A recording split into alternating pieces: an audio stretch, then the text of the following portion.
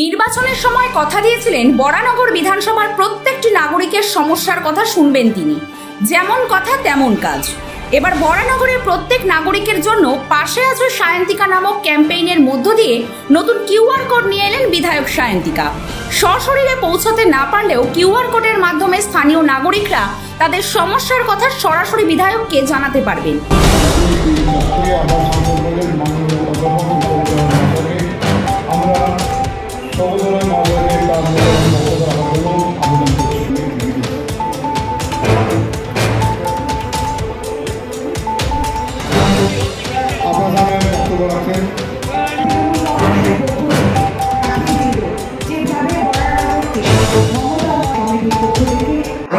তৃণমূল কংগ্রেস নেতৃত্বকে অভিনন্দন জানাই এই কারণে যে আমি এই রবীন্দ্র ভবনে অনেক কর্মী সভায় এসেছি। আজকে কর্মী সভার ভিড় আগের সমস্ত কর্মী সভাকে ছাপিয়ে দিয়েছে।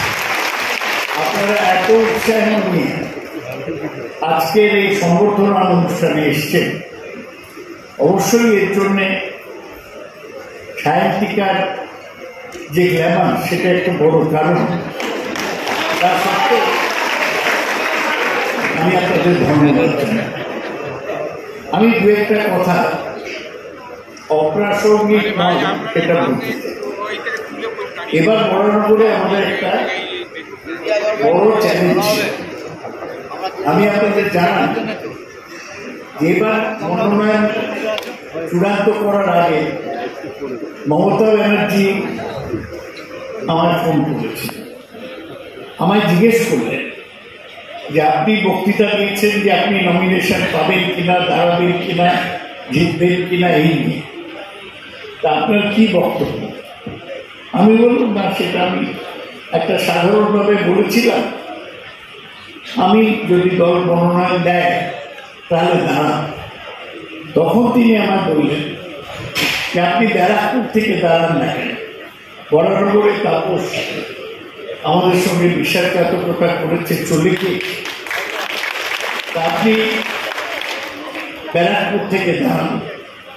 আমি বলবো আমি ব্যারাকপুর থেকে দাঁড়াতে চাই না, তবে আমি বলছি যে মদনের শরীর খারাপ, এ নিয়ে তুমি চিন্তিত, তাপস চলে গিয়েছে এই জন্য তুমি চিন্তিত, তৃণমূলের সাধারণ কর্মী বিশেষ করে বরানগরে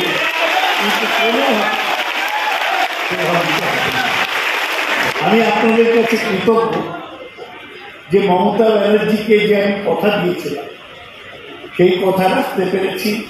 বরানগরের একজন সামনের সারির তৃণমূল কংগ্রেস কর্মী আমাদের দল ছেড়ে যায়নি, এটা প্রমাণ হয়।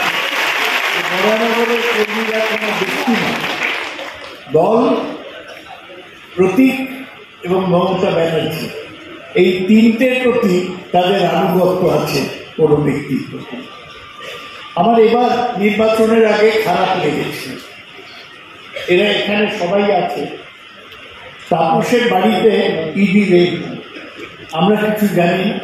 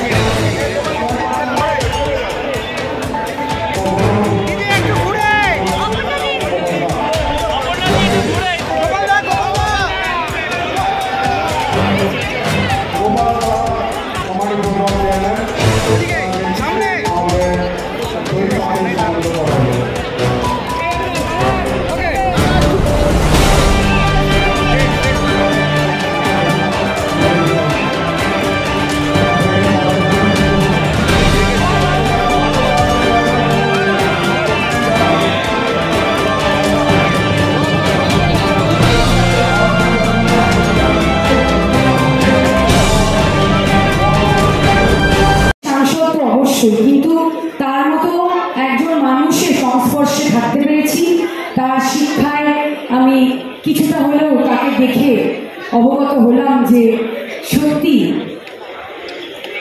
এরকমই হওয়া উচিত। আমার মনে হয় আমরা আজকালকার যুগে তাল মিলিয়ে চলতে গিয়ে আমাদের অবশ্যই এগোতে হবে, কিন্তু অবশ্যই দাদা যে কথাগুলো বললেন সেইগুলো আমাদের মনে রাখতে হবে যে মানুষের সাথে মানুষের যোগাযোগ এবং তার পাশে দাঁড়ানো, সুখে না থাকতে পারলেও অসুবিধার সময়, কষ্টের সময়, দুঃখের সময় তার পাশে দাঁড়ানোটাই প্রধান ডিউটি আমাদের।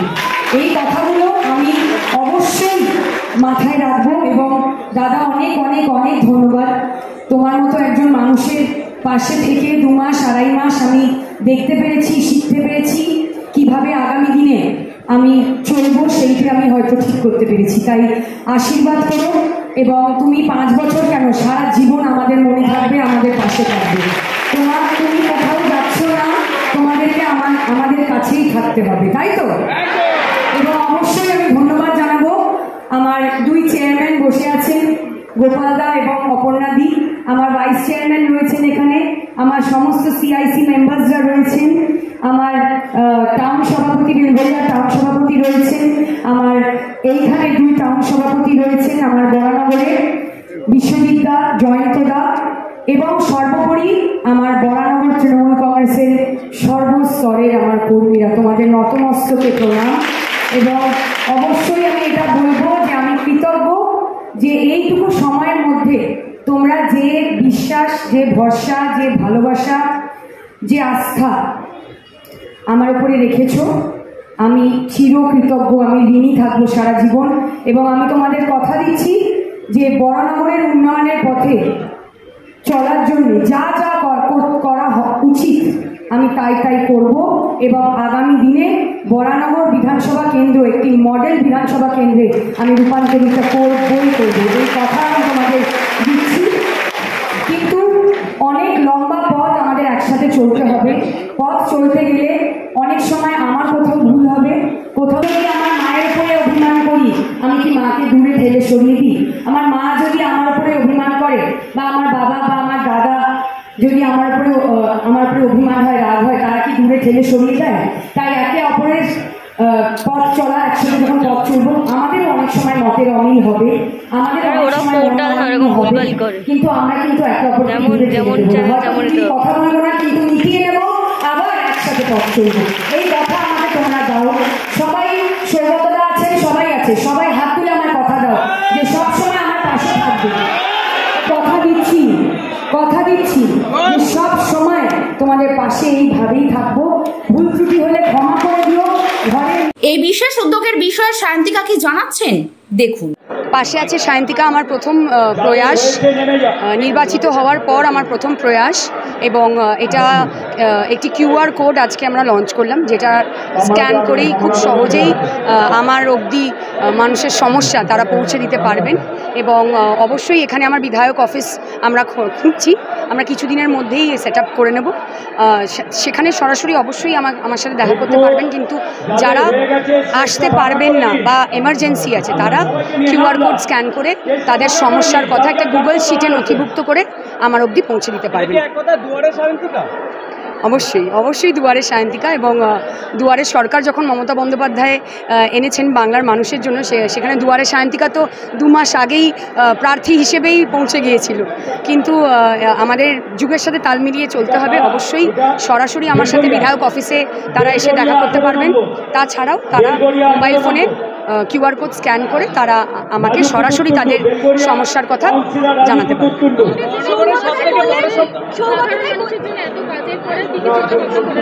আমি প্রার্থী হিসেবে যখন থেকে এসেছিলাম তখন থেকে আমি প্ল্যানিং করা শুরু করেছিলাম এবং এখনও আমি যেহেতু শপথটা নিতে পারিনি সেই জন্য অনেক জায়গায় এখনও আটকে আছি, নাহলে আরেকটু এগিয়ে যেতাম। চিঠি টিঠি সমস্ত আমাদের রেডি করাই রয়েছে, শুধু শপথটা নেওয়ার অপেক্ষায়। শপথ নিয়েই আমি আমার কাজ যা যা আমার অঙ্গীকার ছিল প্রার্থী হিসেবে সেইগুলো যত তাড়াতাড়ি আমি করতে পারবো। আমার মানে বাঁকুড়ার ইচ্ছা বাঁকুড়ায় পূরণ হয়ে গেছে, এখন বরানগর নিয়ে আছি, বরানগর নিয়ে থাকবো।